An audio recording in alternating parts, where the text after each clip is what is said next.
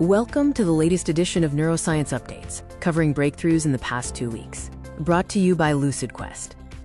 Akums Drugs and Pharmaceuticals launched DCGI-approved lasmiditan dispersible tablets for acute migraine in adults, with or without aura. The company positioned the formulation as a patient-friendly option for use during attacks, especially when nausea, vomiting, or difficulty swallowing may complicate treatment. Apertura Gene Therapy and Viralgen announced a strategic manufacturing collaboration around TfR1 CapX, an AAV capsid designed to bind human transferrin receptor 1 and cross the blood-brain barrier.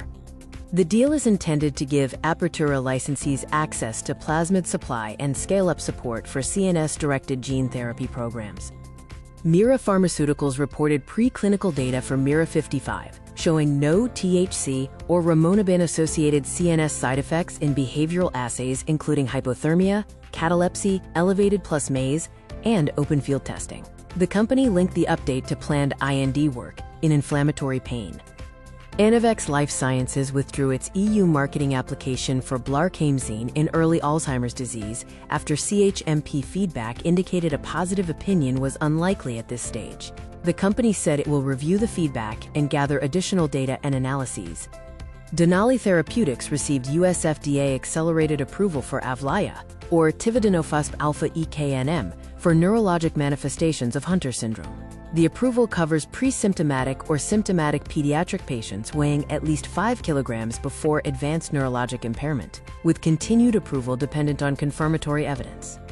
Bristol Myers Squibb presented Phase 4 switch study data showing that adults with schizophrenia remain symptomatically stable when transitioning from oral atypical antipsychotics to Cobenfy monotherapy. The company reported high completion and no discontinuations due to lack of efficacy in the 8-week open-label outpatient study. Quantum Biopharma named Dr. Salvatore Napoli as principal investigator for its planned Phase 2 trial of Lucid-21-302, also known as Lucid-MS, in multiple sclerosis.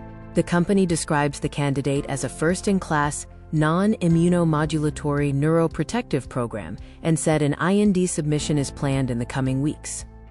Praxis Precision Medicine secured FDA acceptance and priority review for the NDA for Relutrigine in patients with SCN8A and SCN8A developmental and epileptic encephalopathies.